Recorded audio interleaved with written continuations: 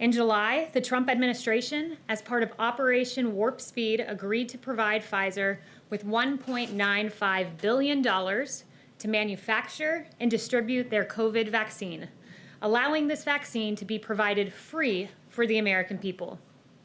While Democrats were pursuing a highly divisive and entirely baseless impeachment endeavor as far back as January 13th, this president, the Trump administration, and the National Institute of Health was partnering with Moderna and working on this vaccine for the American people. But that's not all. This administration has remained engaged on the development and distribution of a safe and effective vaccine throughout the year. Began in January and continued thereafter. On May 15th, Operation Warp Speed was launched. On September 16th, we released 2 documents outlining a strategy to deliver a safe and effective vaccine. These documents were the strategic distribution overview and the interim playbook for state, tribal, territorial, and local health programs and partners. On September 23rd, we provided $200 million to jurisdictions to support plans for eventual distribution. On October 14th, we provided $31 million to Sitvia for vaccine-related consumable products. On October 16th, we made agreements with CVS and Walgreens to administer vaccines to residents of long-term care facilities. On October 21st, under the PrEP Act, we issued guidance authorizing qualified pharmacy technicians to administer the vaccine. On October 30th, we announced that McKesson Corporation will produce, store, and distribute vaccine ancillary supply kits on behalf of the Strategic National Stockpile to help healthcare workers who will administer the vaccines. And on November 12th, we announced the partnership with large chain pharmacies and independent regional ones to deliver safe and effective vaccines. The unprecedented response to this pandemic has already saved many American lives. And as you can see, this timeline was ongoing. This was a long process and one that we are very proud of. Now, with multiple safe and effective vaccines just around the corner, we urge all Americans to wash your hands, socially distance, wear a mask when you cannot do so. And with that, I'll take questions. Kevin. Kayleigh, thanks. I'm going to ask you a question that I'm asked fairly often away from the White House, and that is with respect to what Rudy Giuliani and the legal team on the campaign side had to say yesterday. People ask, let's suggest that, yes, there is evidence of fraud, irregularities, even malicious intent with respect to vote totals. The question is, what then would be the pathway or strategy to overturn what the campaign believes is a flawed election? Are we talking about a judicial pathway? Are we talking about a legislative pathway? And a follow-up, how soon might Americans be able to get their hands on a COVID vaccine? Yes, so to your first point, I would say this. There's been multiple pieces of litigation filed across the country by various individuals, the campaign and others. I will leave it to the campaign to make those determinations as to how to proceed. But the president's been very clear. He wants every legal vote to be counted and to make sure no illegal votes are counted. But with regard to a vaccine, we believe that there will be 40 million doses available by the end of the year. Again, this is extraordinary. This is the fastest vaccine in history by fivefold. It's really extraordinary progress. You've heard Dr. Fauci, among others, say that, and it was only made possible because of this president who said at the same time I'm pursuing a vaccine, I'm going to do something novel. I'm going to manufacture it. So many American lives will be saved thanks to President Trump and the great work of Operation Warp Speed. Can I follow up one more? Just one thing about the COVID vaccine. Is there a concern inside the White House that a lack of working with a potential or presumptive President-elect Biden team will somehow slow down the distribution of the COVID vaccine?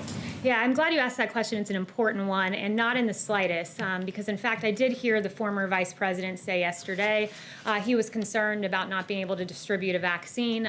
He shouldn't be. Maybe he hasn't seen, but we have publicly available that plan that I mentioned in my opening.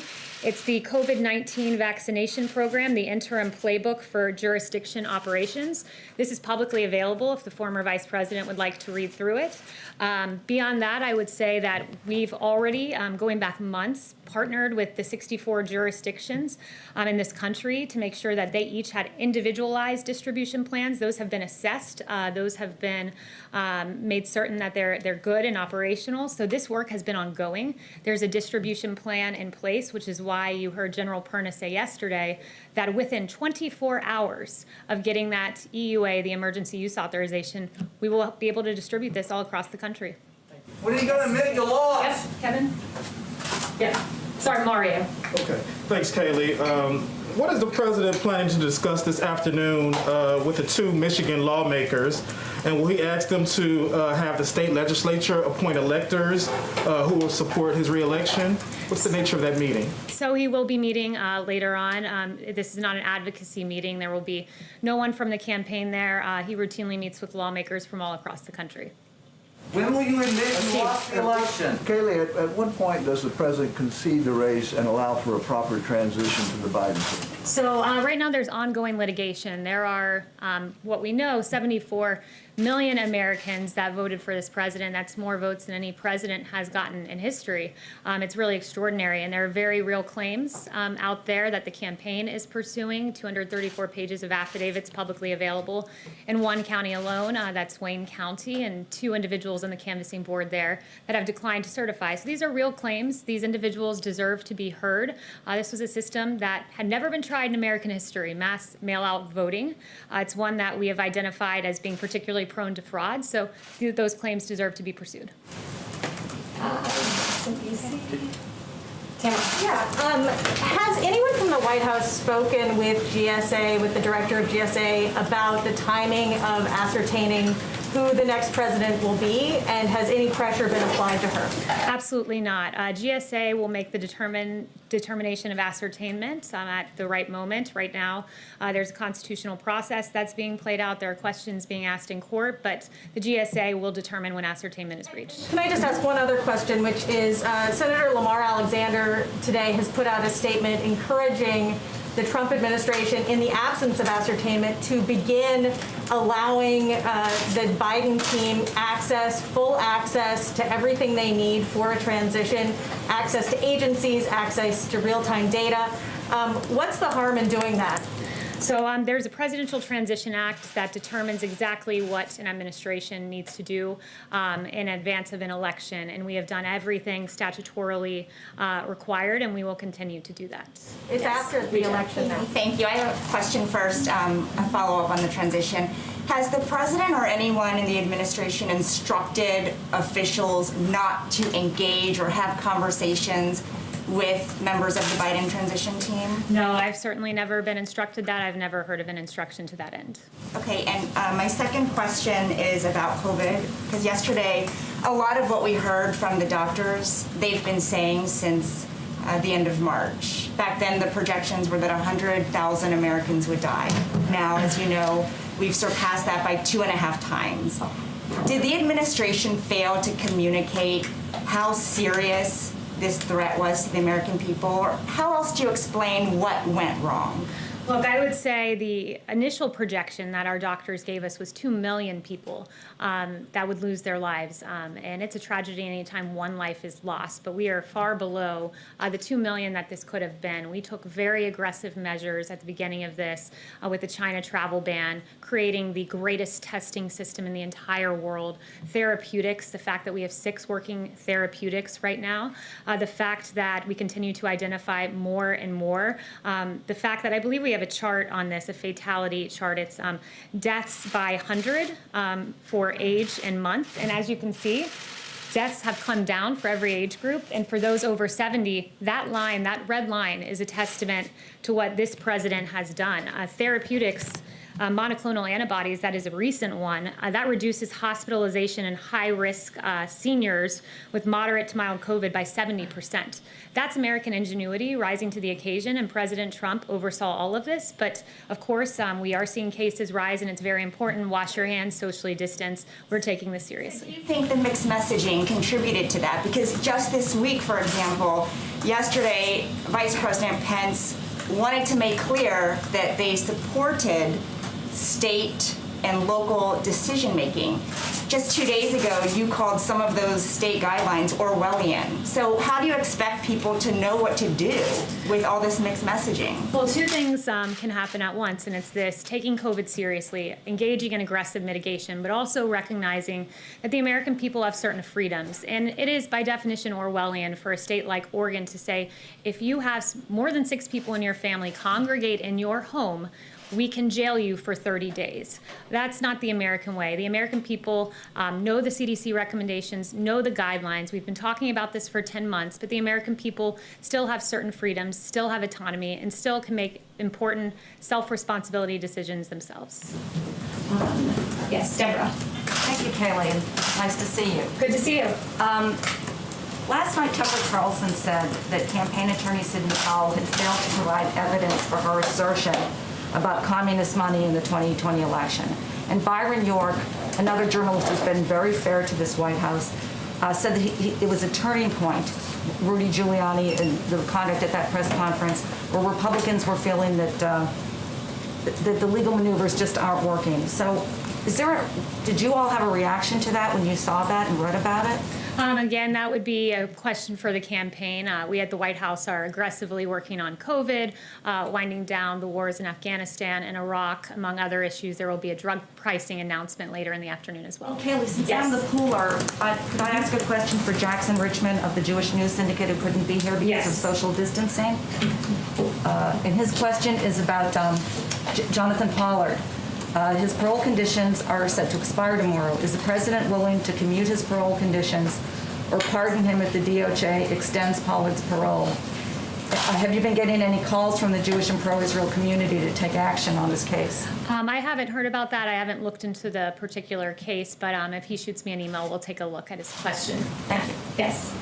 So back to the topic of concession, like we said earlier, is there something that the president needs to see before making that call? Is it the end of these lawsuits, whenever they do wrap up, all of them, states certifying results or different counties, or December 14th when the Electoral College casts its ballots? Look, the president, again, is pursuing ongoing litigation, taking it day by day, and we'll wait for that litigation to play out. So just to clarify, it's the end of that litigation that we would need to see before getting a call? There's an entire constitutional process of electors casting their ballots, and I will leave that to the president. Yes. Chanel. Thank you, Kayleigh. Contrary to the court of media opinion, there is real-time data showing vast irregularities in the voting system that we have watched over the last few weeks. I asked this question of the campaign, and I ask this of you now, the White House. Where is our FBI in this entire scheme? Are they looking at any of the evidence that this White House or the campaign have presented in terms of real-time data evidence of voter irregularity? Where is the FBI? Yeah, I would refer you to the FBI on that, to the DOJ on that. There's Spoken with the FBI in the last 3 weeks. not that I'm aware of, but look, I would say that there are real questions on mass mail-out voting. We have put those questions forward, and we've said this for the better part of a year. There was a bipartisan commission that talked about and identified the real potential for fraud with mass mail-in voting. Also, something that I would note is just we talked a lot about transfer of power in the election, and it's worth remembering that this president was never given an orderly transition of power. His presidency was never accepted.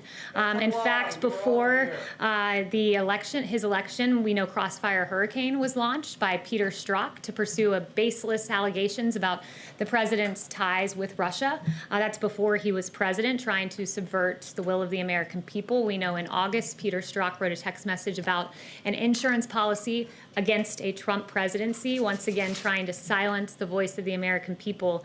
In 2016, we know in October that there was a FISA warrant taken out to spy on the Trump campaign. And then the American people spoke, and they spoke commandingly in electing President Trump despite all of the odds. And what happened after he was elected? You had 70 lawmakers say we're not coming to his inauguration, Democratic lawmakers. You had Elizabeth Warren saying We're going to attempt to obstruct the Trump transition by urging the Government Accountability Office to investigate the incoming Trump transition. In January of that year, you had President Obama have a by-the-book meeting where they talked about the Logan Act, using that act to go after Lieutenant General Michael Flynn.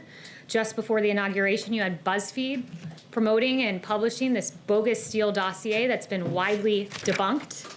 And then for 2 years, you had the basis Mueller investigation, which searched for collusion, found none, and exonerated President Trump. While in 2016, President Trump became the duly elected president, many sought to undermine him, discredit him, delegitimize him, and deny his victory. There were no calls for unity. There were no calls for healing.